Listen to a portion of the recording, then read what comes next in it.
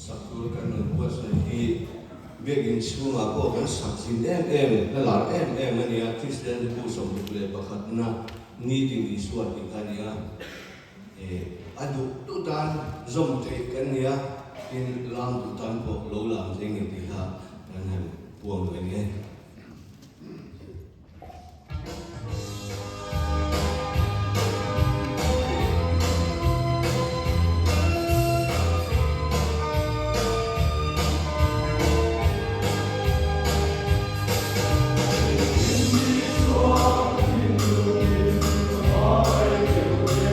Amat su đi vai quay ngồi sổ em ha.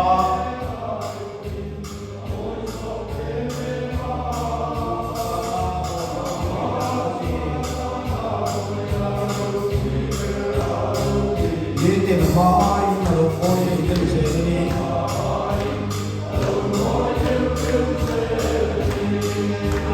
Trên cổ và trên thầy đồ.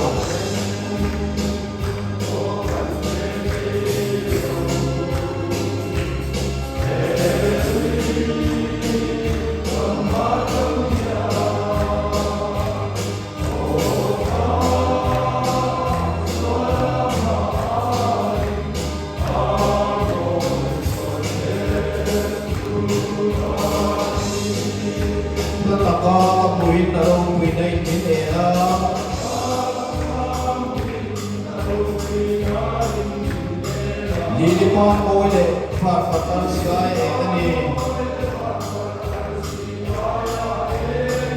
satu nanti kita tim di waktu kedua di tim main lalu boleh dibikin seni tempo dan sekelo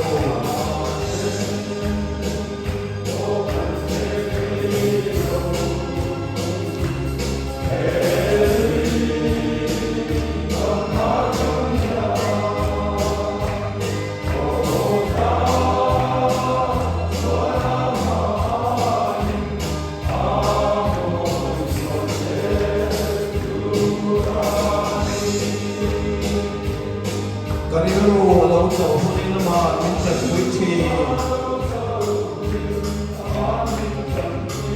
kasih online nama aku nama kuici, pesta soal sungsung untuk apa ini, di tempat yang terlalu itu sendiri.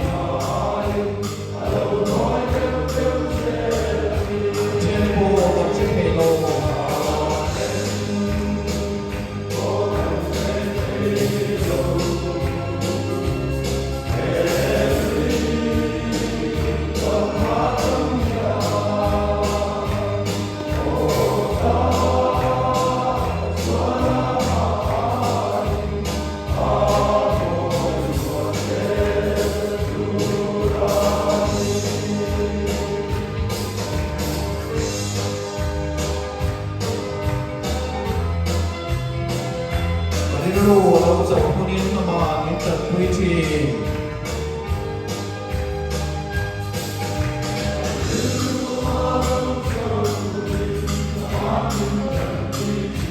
Kasih online nama aku nama kuici.